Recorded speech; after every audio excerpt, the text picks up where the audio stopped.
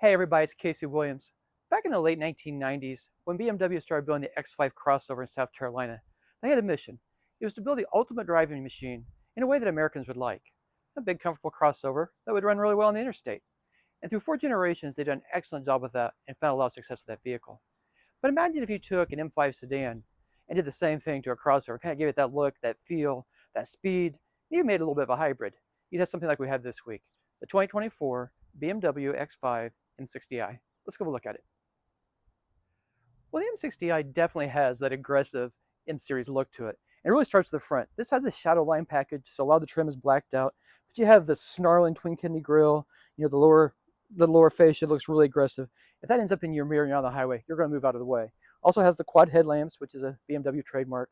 But come around the side, and you really start to get a feel of the vehicle and the size of it. Those are 22-inch wheels. This does have the M package, so you've got the blue brake calipers on it. You've got quad exhaust outlets in the back.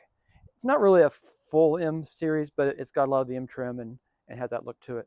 I think it looks really aggressive. But you can also see the continuity of design from the earlier X5s to this one. The body shape, the way the rear hatch is, the Hofmeister kink here in the window line, all looks really sporty and very BMW. Come around the back, get a better view of the rear end of it. The quad exhaust outlets looks really good. The smoke tail lamps, I think it looks really sporty and really mean. Well, back in the last century, Americans really did like their BMW sedans and coupes, but they just needed a little more space. And the X5 gave it to them. Open the hatch, it's a split tailgate, powered. So you get less space, easy to load. You don't have to put the tailgate down if you don't want to, if you're just loading light bags and stuff. But if you really got big stuff, you can get in here. And look at the luggage compartment. Very nicely carpeted.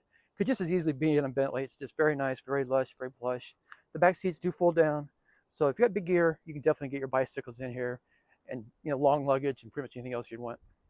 BMW has done a lot of work on the interior of the X5 recently too, really trying to bring it up to the same standards as the 7 Series and the EVs.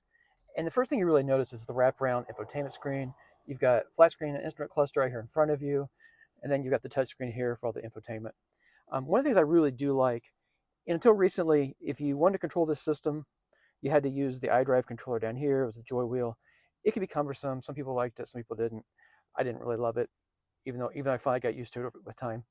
But this you can actually do with the touch screen too. You can swipe screen, you can get to everything you need here. Climate controls, navigation, audio, all connects pretty easily. You can connect your phones wirelessly. You've got wireless Apple CarPlay and Android Auto. So again, very easy to get into that. And it sounds great. You got the Harman Kardon audio system. It sounds just absolutely pristine. You've got wireless charging down here for your phones. Then you got dual zone automatic climate control here in the front. The seats, I really like the seats. They just feel like they could have come out of a 7 Series sedan. They're supportive enough, but also very comfortable long drives. They're heated and ventilated up front. You've got heated seats in the back, and also a heated leather wrapped steering wheel with the tricolor M stitching on it. Again, I think everything just feels very, very expensive. All carbon fiber. What looks like carbon fiber is carbon fiber. The dash, just the stitching, just everything just looks very classy and very nice. I even like the ambient lighting here. Some of the things that I really appreciate from a driving perspective, this has a heads-up display, so all the critical information is projected out over the hood, navigation systems, safety systems, all that stuff. And this is pretty well equipped with the safety systems. You've got adaptive cruise control, automatic emergency braking, lane keep assist, blind spot warning, rear cross path detection, everything you need to keep your family safe on the road. I really like a lot of the details inside the vehicle. They're nice from a styling perspective, but they really add a lot of class and ease of use to the vehicle too. I like the gear selector down here, this little crystal thing. And again, the gauges, the touchscreen. For me to say it's a BMW that's actually easy to use is a revelation. And they've finally gotten this straightened out where you can find the radio, you can find climate control, you can find navigation, and it doesn't have you cussing at it.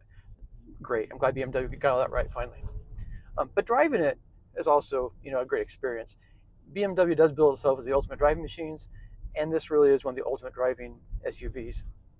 So this has a 4.4 liter twin turbo V8 engine, and it also has a light hybrid system.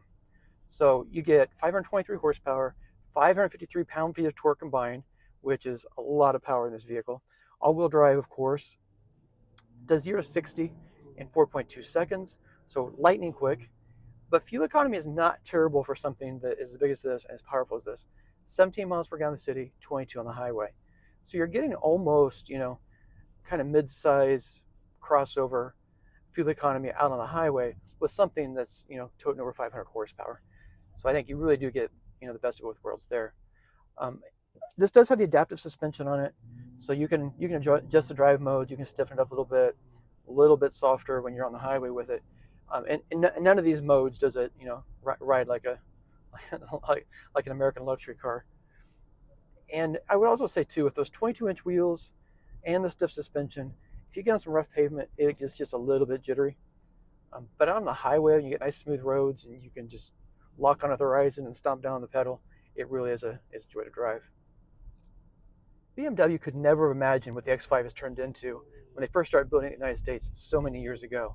You do have a vehicle that would have absolutely trounced anything they were building in the late 1990s. God, jittery. All right, let's do it one more time. I may have